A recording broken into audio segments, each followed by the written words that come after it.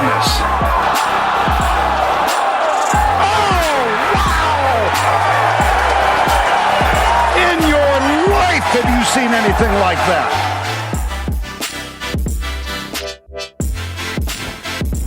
Kia ora team, and welcome back to the Cutline, a golfing podcast brought to you by the TAB. My name is Karl Tiley, solo in the studio today. No Paul Moate. He is, of course, out playing golf somewhere, and that's okay.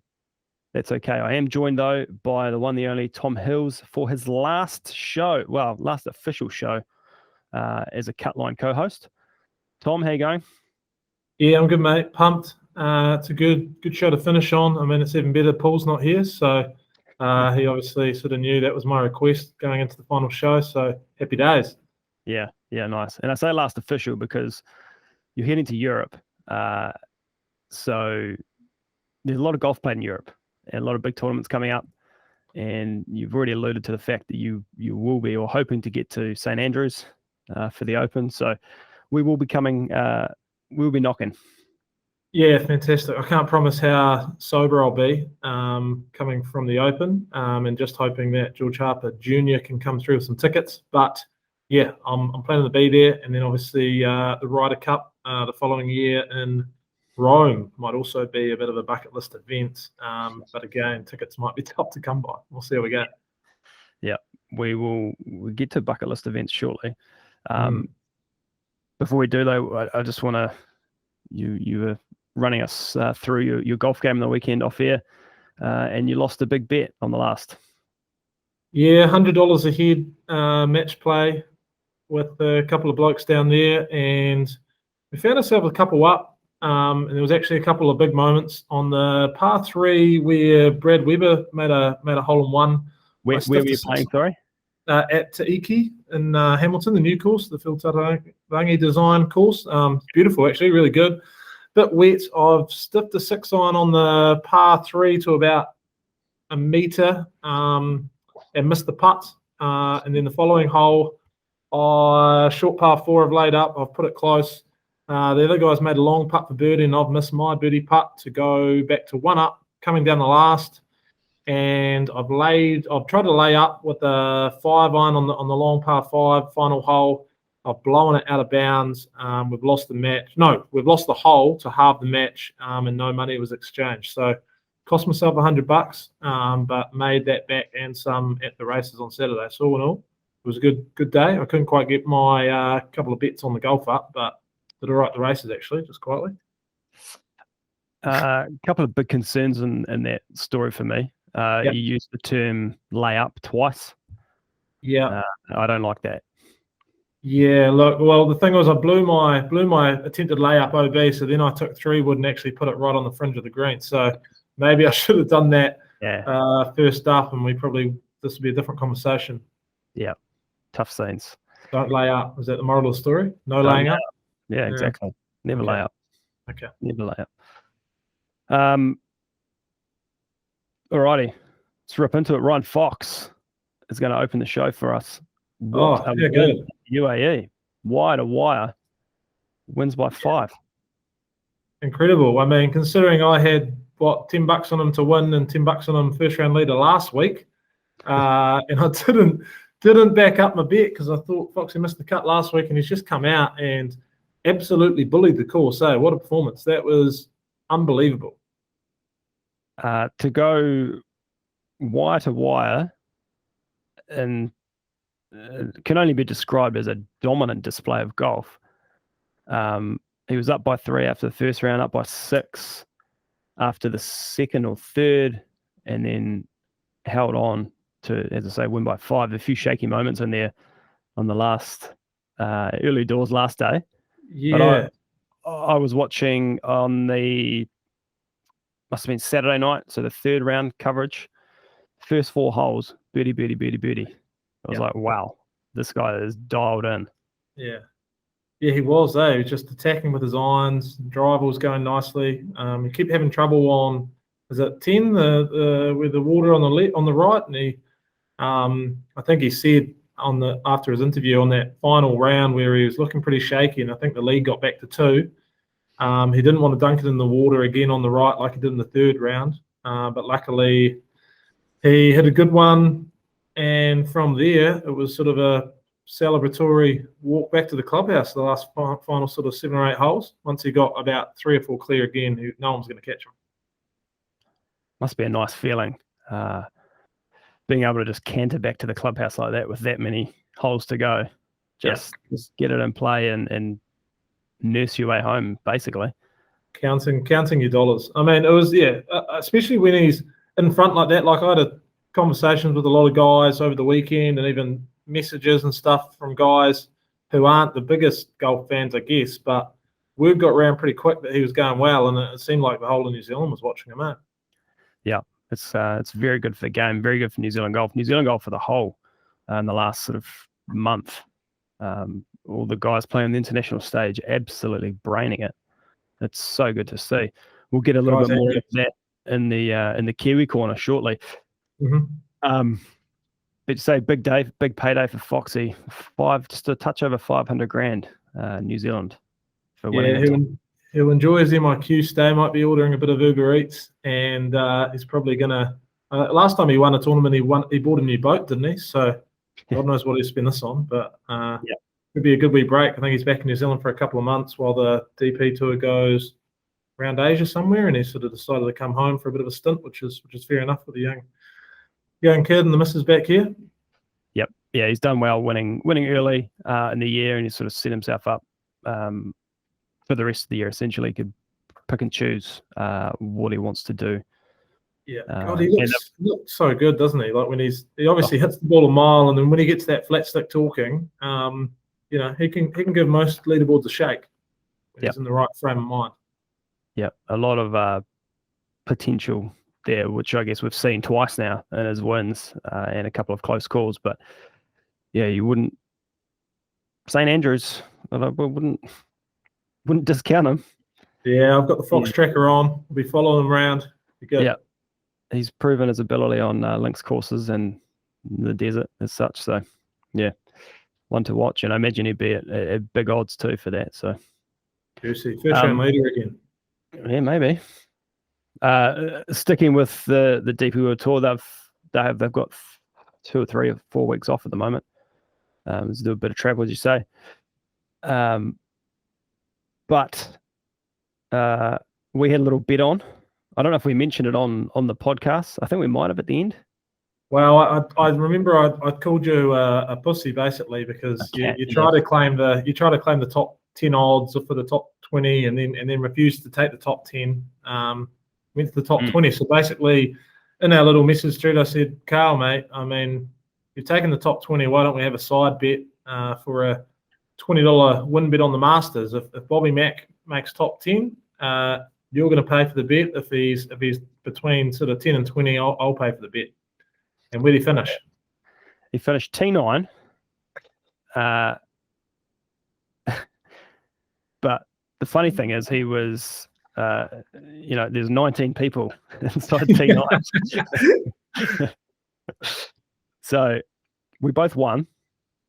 Yeah. Your bet would have been odds significantly dropped. Mm-hmm. The amount of people there. Mine a little bit because there were 24 inside the top 20. Yeah. On ties. So Paul hasn't done the sheet this week. I've tried to do it, but I haven't taken into consideration the ties, so the numbers are a little bit skewed. Yeah, it's confusing that, isn't it? Hey, to be fair, both of us were on the money though, and hopefully some of the listeners followed and got on Bobby Mack. Yep, I've even group chat with a couple of mates. We're a little syndicate. His name's been thrown out this week, the Genesis. I don't know about that, but he has been, as they say, flushing it. Wow, I've sort of learnt my lesson after Foxy last week, and you got to stay on the horse. So watch this Bobby Mack space. Oh, hello. So the bet was to place a $20 on an outright winner on the Masters, and we split the winnings. Yep. So before you let me know who I'm putting the bet on, I thought we'd have a quick look at the Masters field. We are close to 2 months away from the first major of the year. Yeah. Let me just pull it up here. John Rahm heading the market at $9. Spieth second favourite at 12s. Morikawa and DJ JT all 13s.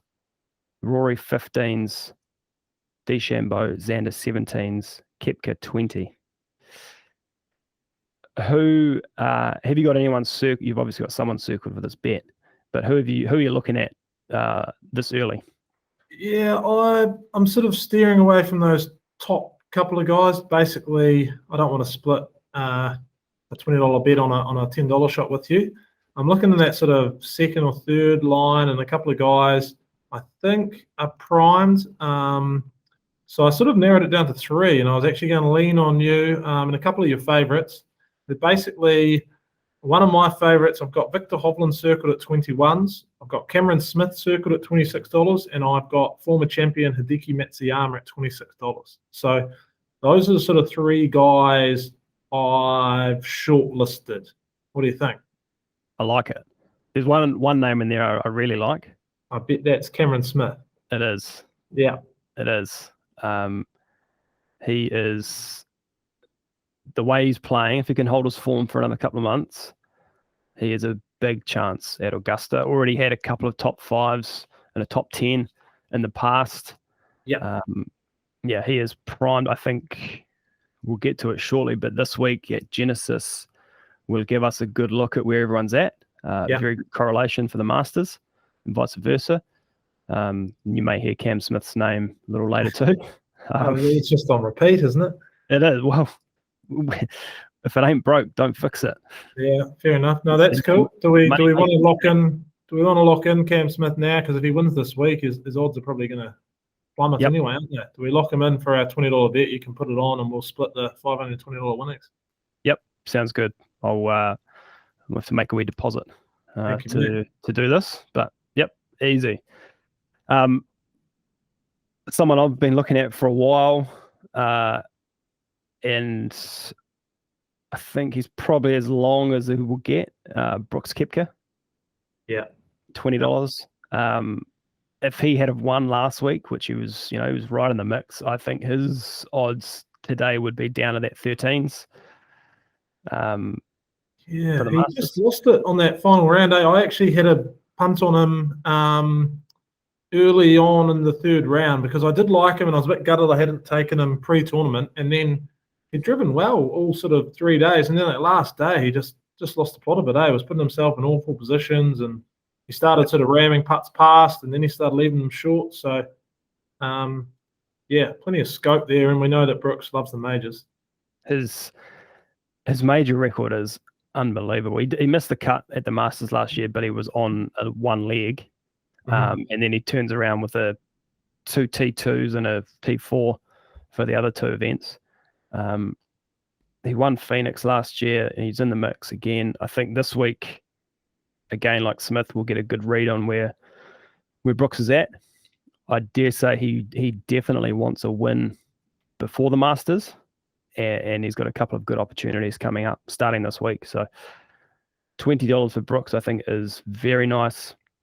So I do like Cam Smith and Hideki at 26s. For a defending champ to be that high, he's got a great record at the Masters. He's playing incredible golf. You probably take that any day of the week. There's a 0 missing from one man on the odds list, and that's Tiger Woods. He's at $41. He's paying $41 to get a start, isn't he? Yeah, I mean, you can't touch that. No, do not touch that. What about guys a little bit further down? I think Adam Scott's in pretty solid form. Whether or not he can win a tournament like that at this stage of his career, just such a good ball striker. Matthew Wolff can turn it on. Abe Ancer, and then anyone else further down the page? Thomas Peters, $81. Yeah, and I honestly think this week is a huge look ahead for your Masters picks. Yeah, and it might be the case, like we said before, that these guys that do perform well, their odds are probably going to drop. So you might be liking to have a bit of a spec this week before they perform well, and then you can sort of go again depending on where the odds land after this week. Yeah, I do like Adam Scott. 61s. It seems fair for him at the moment. He's in pretty good form. Loves Augusta. One to watch too, Jason Day. We've said that in the past. He's probably training a little bit short at the moment, but also loves Augusta. It's the best week in golf, isn't it? The Masters. You just it is. soak it up and yeah. Look, it's a bucket list, isn't it? We're gonna get there one day. Oh yeah, that's yeah. Good luck. Alrighty, that's enough Masters chat for now. We'll save that for the Masters preview in a couple of months. But speaking of bucket list events, the Phoenix Open. Holy smokes, that place was going off all weekend. The 16th hole, 20,000 people in a stadium. As I said, I think it was last week, 700,000 people through the gates. The videos of the people going through the gates, absolutely insane. Yeah, pack your running shoes. It's one of the events you'd want to get to, right? Yeah, it's certainly different to the other, like there's nothing like it else on tour in the world of golf. Maybe the Ryder Cup somewhat compares, but it looks bloody mental, doesn't it? I mean, I don't know if you could back up and do a couple of days in the stands on the par 3. You might be shattered after one, but be a big old day. And it's incredible that they still let them have full cans, Like that's some dangerous vessels being thrown onto the green. I don't know whether they end up looking at that. It takes them 5-10 minutes to clean them up after a good shot or a fan favorite comes through. But it's good to watch, and it must be an insane time there. It sort of looks like the Wellington Sevens, basically. It does. It's a very good comparison, and huge of the tour, I think, the PGA Tour, to lean into it and just let it happen and completely get behind it. And it's a great way to enable non-golfers to get into the sport, right? Oh, yeah. You see a couple of sort of overweight fellas taking the shirt off, and they're in the field. I mean, pretty crazy. Hole-in-ones, 2 hole-in-ones. They were awesome. Yeah. I thought after the Ryder hole-in-one and how crazy, I was watching that coverage, and when Sebastian Munoz came through, the wind changed, and the commentators said, the wind's changed, it's come off the right. We're going to see a lot more balls get close here. And his was the first one, and it wasn't that far away. And then 2, 3, 4 groups later, Ryder came through, hole-in-one, and it was absolute chaos. If you haven't seen it, go look it up. Bears flying everywhere. There would have been 1,000, if not more, beer bottles on the green. Like, surprised no one got hit. Yeah, that's what I was thinking. You need a hard hat or something. And then, the next day, it's been 4 or 5 years between hole-in-ones on that hole. And then the next day, Carlos Ortiz comes through and does the same. And the place just goes nuts again. Everyone's launching their bottles onto the green, into the air again. Yeah. And crazy. You know that probably everyone in the stand who's having a punt on the golf is probably back there to be a hole-in-one for the day or for the tournament as well, just so you can absolutely fire up when there is one as well. It was fun. Looking at the first one, Sam Ryder's one, you could see like the crowd sort of someone throw their bottle and then sort of look around like, oh, okay, and just little real quick throws to try and make sure they don't get seen by the cameras or the security guards. But by the end of it, when JT came through and chipped in and they were hiffing them, everyone's just launching them. Yeah. Good waste of booze, though. And then, as you say, Higgs and Damon get their rigs out. That was, I think Joel Damon chugged a beer. Like, it was insane. It was so good to watch.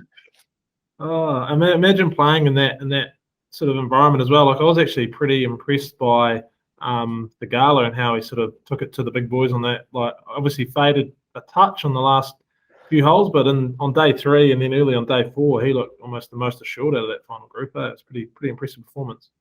Oh yeah, I think at one stage he was up by 2 and was still trading at $5 or $6.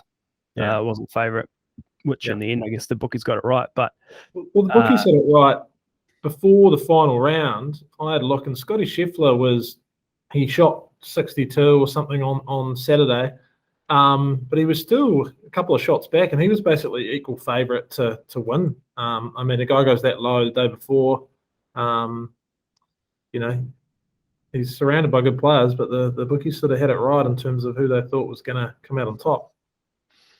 Yeah, he was for a guy that's never won, to be like that, but he kind of just snuck up on you. He was sort of always there, but then wasn't really in it until the last 3 holes. I thought, oh, Scotty Scheffler's leading, or he's tied for the lead here. Great to see him get his first win. Well deserved. Very sketchy putt on the 18th hole, the final hole of regulation. But yeah, to see him get it done in that way, as you say, Thigala, incredible tournament. To be on that 16th hole in the last day, pumping up the crowd like he did, and then just to lose it on the 17th with that tee shot, blowing a 2 hybrid through the green and into the water. It wasn't as bad as his meltdown last year. We was that when he had a couple of shot lead and he actually sort of bombed it. Like that was a little bit unlucky, that shot on 17, and he obviously was surrounded by absolute guns. And I think you've got to almost have it, unless you're Colin Morikawa or someone. You're probably always going to have a couple of those at the start of your career to sort of learn and find out how to finish. Yep, he's in the field again this week, and he's still trading at triple figures. So if you think he can back it up, it's an opportunity to potentially make some money. Speaking of making some money, let's have a quick look at what's happening with the cameras. They're changing them on us. We're good. What are you doing? Let's have a look at the betting. What's it called? The cut line. Rubes, our producer, if you can hear me, the camera's going wild in the studio here. Alrighty. As I said, Tom, I haven't taken into consideration the ties. Yeah. Because that's beyond me. That's for Paul to work out. Bloody confusing that, isn't it? Golf betting, and then you get ties and figuring out how much. I've had a few sort of customer complaints, and a couple of my mates who had big collects, or they thought they were big collects, that then get slashed with the tie break sort of rule. But I mean, you pay out everyone in full when you get tied. He's going to lose money, so I guess it has to happen. What is good for ties though is golf bonus back. If you get a tie, you got to finish top 10. But if you finish in a tie for 10th, you do get your money back as a bonus bet. Yeah, I've got a nice bonus bet sitting in the accounts from my pre-tournament bet on Hideki last week. So, yes. So thanks for the tip in. Hideki was very popular. Rightio. So where are we at? It looks like Paul had a complete strip out.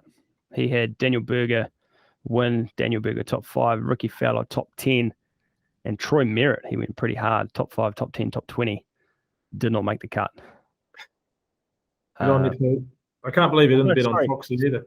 Sorry, he did make the cut. He was T38. Okay. So he was, it was Ricky Fowler didn't make the cut. For me, preliminary results up 52 for the week. Well done. But that's not taking into consideration the ties on Bobby Mack, as I said. Yep. Hideki top 10 collect and Bobby Mack top 20 collect. And then Tom in his final second to last week preliminary findings up 107. Yes, I had multi-collected. I had Bubba top to win in top 10, and he just fell out. Sam Burns missed the cut, but my nationality multi, Adam Scott top Australian, Hideki top Asian player, 20 into 97, which was nice. Yeah. And then Bobby Mack collects not on the win. We had Bloody Foxy on the win, but $15 on the top 10 at $5 before 4 cutbacks. So I'll take that, mate. That was good. I thought that Adam Scott Matsuyama bet was sort of my safety, and that sort of got me back my $100 stake, and then you're playing for fun with the rest. So I'm looking at a similar tactic this week as well. Yeah, very good play there. I was very surprised to see that. Well, I wasn't. Thanks, mate. When I went, well, I didn't realise the Australians had a poor showing. So that Adam Scott was top Australian, but he was T20 or T30 or something. So, but hey, doesn't got matter. it done. So let's for this week, you're the winner.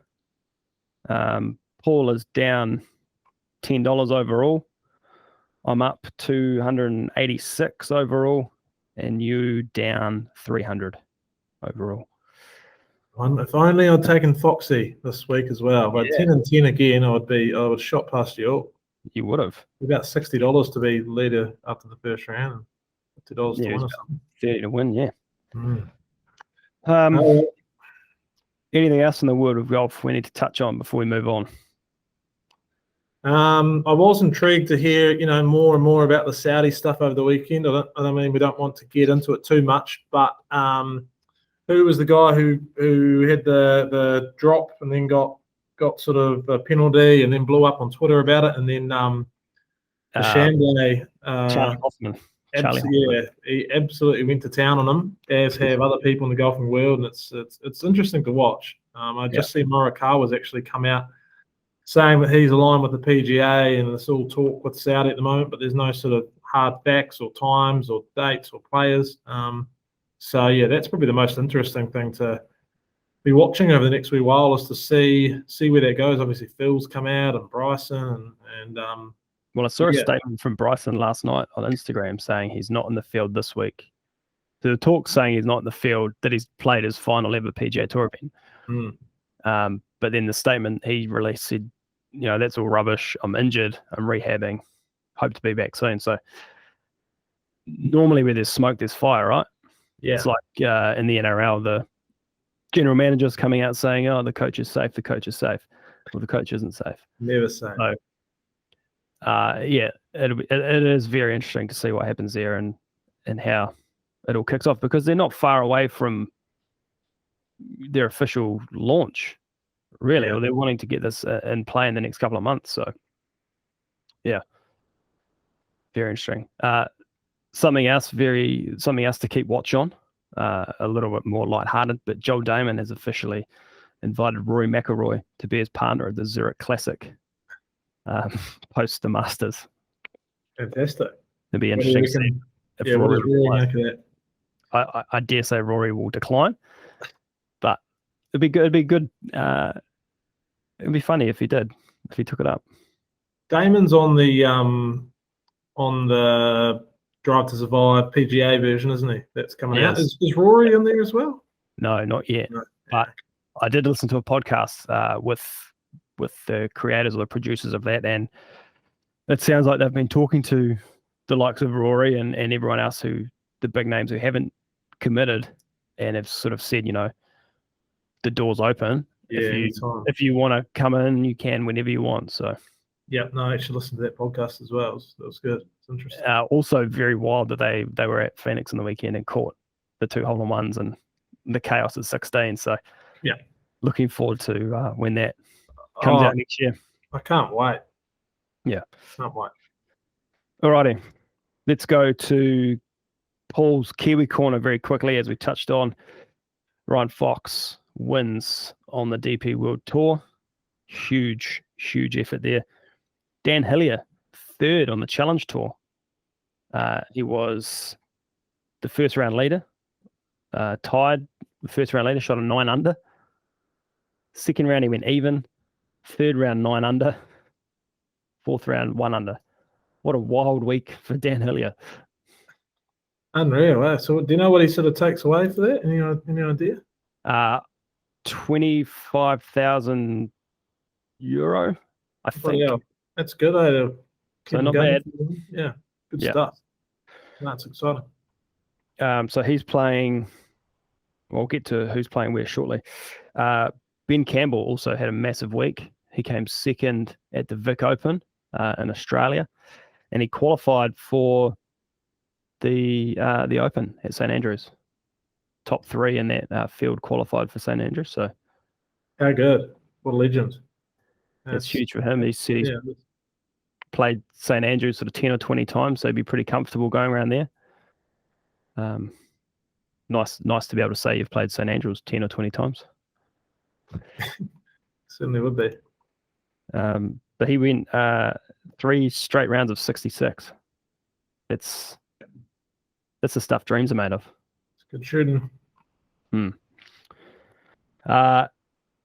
And this week, Dan Hillier playing in the Cape Town Open. He's 5th favourite at $21.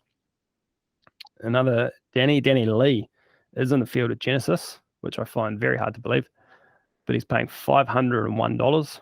Yeah, how has he made the field? It's an invitational status. I don't know how he's been invited. Okay. But anyway, I was actually speaking to a former New Zealand pro last week, and he played a lot of golf with Danny and said he finds it so hard to believe Danny hasn't kicked on to sort of fulfill his potential. He said he's seen him do stuff with the golf ball that he can't imagine anyone else in the world being able to do. He hits his irons so nicely. So big raps on Danny. So hopefully he can find some form sooner or later. Yeah, flat 6 sorted. Yeah. So he was 52nd here last year and then missed the cut 4 years prior to that.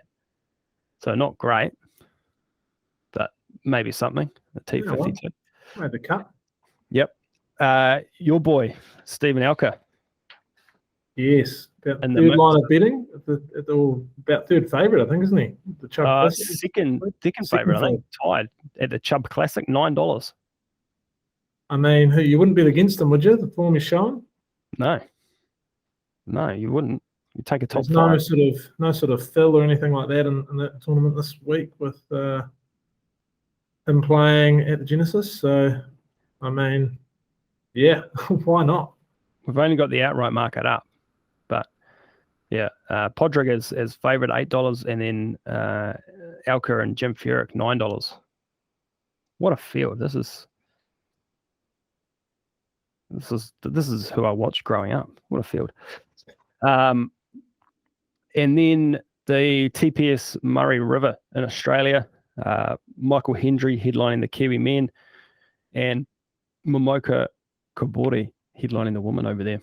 It's another one of the mixed events. All right, cool. Yeah.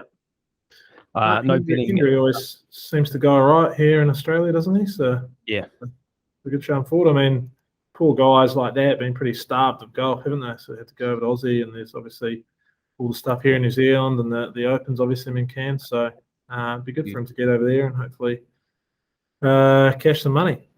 Yep. Alrighty, should we get into this week? Yeah, let's do it.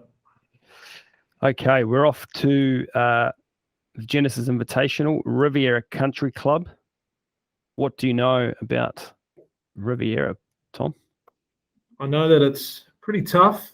I know that there is no water hazards, but despite that, it ranks inside the top 10 in scoring relative to par of the last few seasons.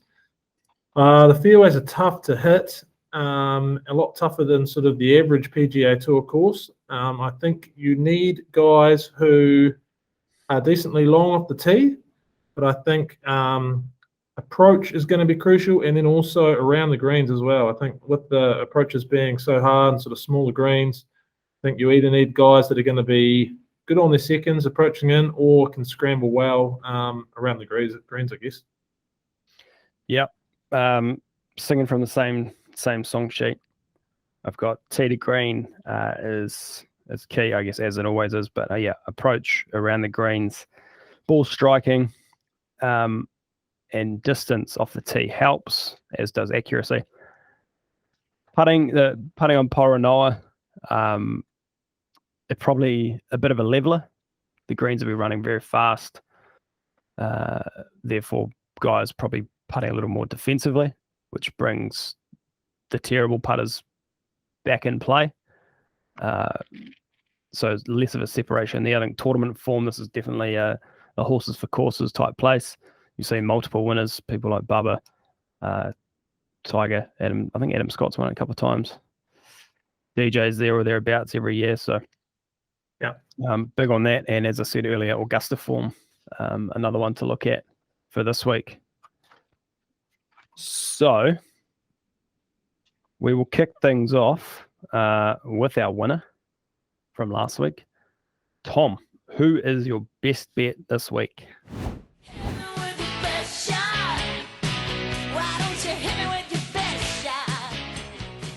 My best bet this week is the one and only JT, Justin Thomas. He's paying $15 this week, and I was relatively impressed with him last week. I don't think he played obviously as well as he could have, but he was still in amongst it, and I think the course sets up pretty well for him. He was second here in 2019, but he's actually missed the cut the last 2 years. I think he'll be looking to make amends for that. I mean, he's on tour this season. He's 6th in strokes gained approach, 17th in driving distance, 30th stroke gained off the tee, and 5th in strokes gained tee to green.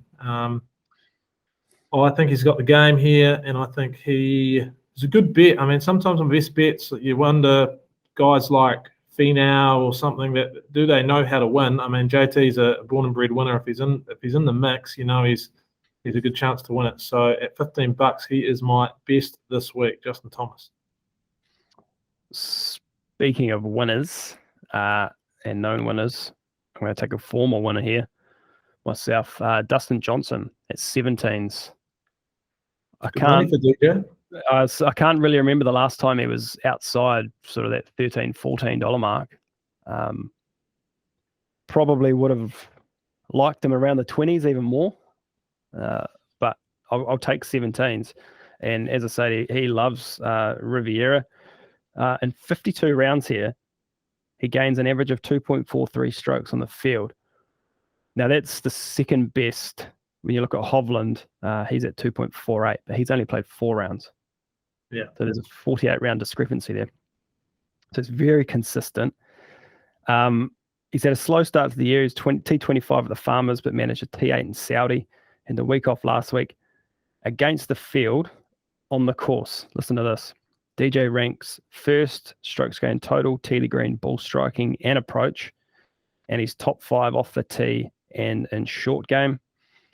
His last 5 results here, first T16, T9, T10, T8. Tee to green in the last 3 months, he's third best. Sorry, the best player tee to green in the last 3 months, third off the tee and an approach. I think DJ is primed for a big week here at $17. Nice, like it. Get one of those boys home, eh? Yep. I'll just quickly check my emails. Paul said he was going to send me his tips. He has not. No chance. No chance. He's on his 4th beer and his 4th ball on the 4th hole, I reckon. Yeah.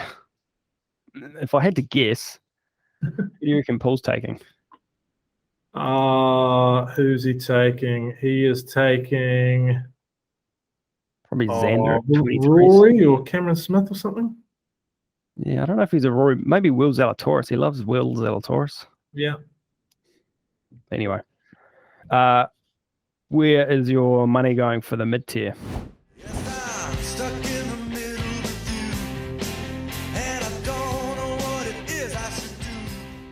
Mid-tier, I'm going with the Aussie, and that's Mark Leishman at $46. Seems to go bloody well in California. He's had 2 top 5 finishes here, and he seems to play well. He's also had 2 top 5 finishes at Augusta, which we sort of talked about as being a bit of a correlation course. He's gained strokes with his irons in 8 straight Genesis Invitational and has shown he can compete with the best in the world. He's 33rd in the world in par 4 efficiency on holes measuring 450 to 500 yards. We know there are a lot of sort of longer par 4s this week, and 15th in par 5 efficiency over the past 24 rounds. So at $46, I think he hasn't done too much this season so far, but I think he's a bit of a smoky in that sort of mid-tier range.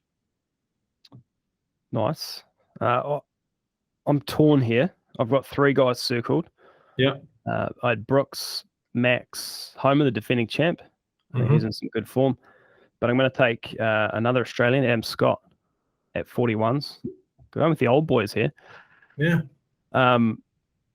He's made 8 straight cuts worldwide, which include 2 top 5s and a top 10 finish. He was T38 last week, first time he's ever played Phoenix. He did rank inside the top 30 in strokes gained around the green and putting. Comes back to a place he really loves, and he won here in 2020. He gains just over 2 strokes per round on the field, and that's with 48 measured rounds. And on the course against the field, he ranks top 7 in strokes gained, total tee to green, ball striking, short game, off the tee, approach, and putting. So all of the major categories there. Added bonus, he obviously won the Masters. He's paying $41. If not a win, top 10 and top 20 prices are pretty good too. So Adam Scott here for me. I'm going to have a guess at where Paul's going to here. I reckon he'd take Matt Fitzpatrick. Oh, hello. Speak of the devil. Oh. Paul Moane's just messaged our little group chat. He's on the 10th hole, not the 4th. It's a little photo, par 4. A lot of water and play left. That's all right for Paul. He's got a big right miss. So he should be okay. And he's just sent another photo. Oh, he does have to clear water off the tee. That could be an issue. Yeah, you actually, on that hole, you don't actually need sort of driver. It's just sort of get it up the right-hand edge somewhere, miss the bunker on the right, and then a sort of approach in. Yeah. Good luck to you, Paul, if you're listening. I know you're not, but good luck to you out there. Okay, Roughie time. Where are you going? Looks like a long shot, baby. Roughie. Oh, there's only one man that caught my eye this week, and obviously we've given him a lot of airtime already today, and that's the great Bobby Mack, Scotsman. I think he sort of, to be honest, as soon as I saw he was in the field, I was taking him. I haven't backed it up with many stats, but I just, after what I did with Foxy last week, I can't get off a man who's served me well the week before. Yep, Bobby Mack. That's fair. I can understand that. I am not going Bobby Mack. Travel factor for me. Strength of field, all of that. I'm going to take someone also in that $131 range, and he's also an old boy. Everyone's favorite Italian, Francesco Molinari, at $131. He is a member at Riviera and has been for the past year or two now. He was T8 last year, but before that had missed 2 cuts. I think that T8 is a result of being a member, because his form hasn't been great, to be honest,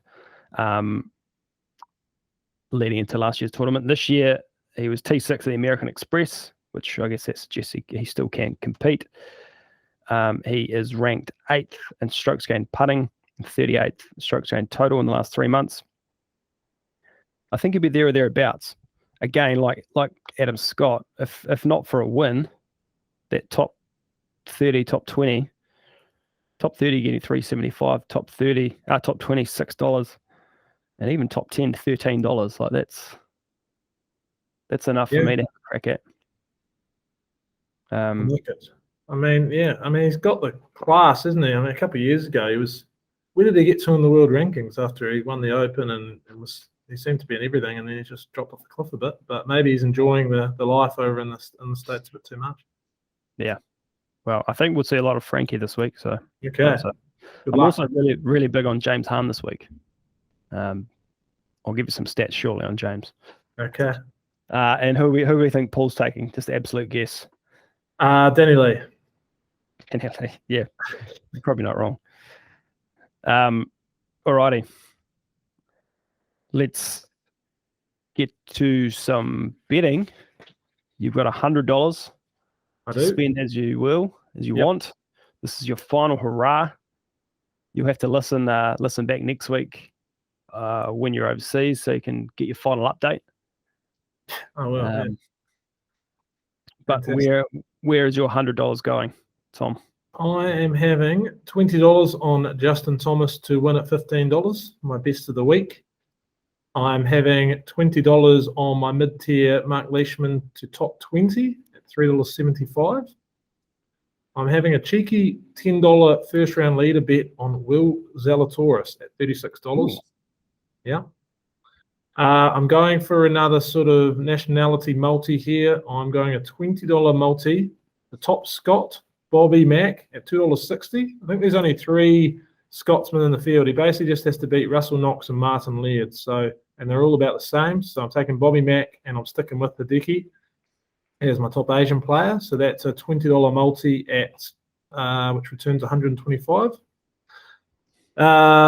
Another group betting multi, and I'm taking my man JT against a very, very scary looking group, which includes Ram, Kentley, and DJ. But I mean, you've got to be in it to win it. And because of that group, you're getting $4 on JT. And I am multiing him with Cameron Smith to take out Zalatoris, Byrne, and him. That $20 returns $240. And my last Leary $10, without the use of some power plays here, is a $10 multi, JT top 5 into Steve Elker to win. Woo! At odds of $40.50. Wow. Yeah. Really swinging for the fence coming home. I've been telling you, yeah. I probably could have actually gone up a bit further my balance if I'd just been a little bit more circumspect the last couple of weeks, but I've thrown caution to the wind and I ain't stopping now. I like it. I like the aggressive approach.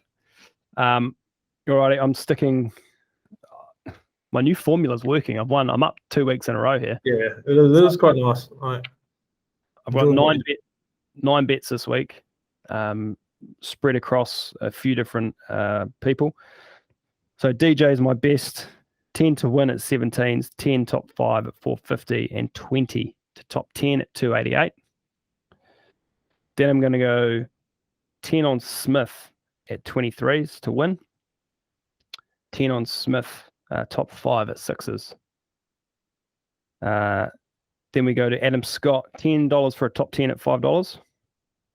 Francesco Molinari, $10 for a top 20 at $6. I think it's great value. And then, as I said, James Hahn, top 30, $10 at $6. I'll give you my little reasons why for James Hahn. See if I can't talk you into another bet like last week. Big horses for courses play. He's been woeful in recent times. 3 straight miscuts. But with that said, he gets up for this one. Last year he was miscut 10th at Phoenix, miscut before finishing T15 here. And the year before, his form line was miscut, T25, miscut before finishing T13 here. He was T14 in 2018 and T28 in 2017. So in his last 5 starts here, he hasn't finished outside the top 30. He absolutely loves it here. And we're getting what? $10 for him, top 30? $6 top 30. Wow. Okay. Okay. You've raised my eyebrows. You can even go. To make the cut. This is not my official bet, but top 40. What can we get? Top 40, you can get $4. That's value. That is value. And then my final $10, will be a group betting multi. Like you, I've got Smith to beat Zalatoris, Burns, and Sungjae. And then I'm going to take the defending champ, Max Homer, to beat Taylor Gooch, Seamus Power, and Abe Answer. $10 into 99. Yeah, I like that. 2 good bets. Yep. So there we go. Paul would probably have 5 $20 bets across his 3 players. I don't know.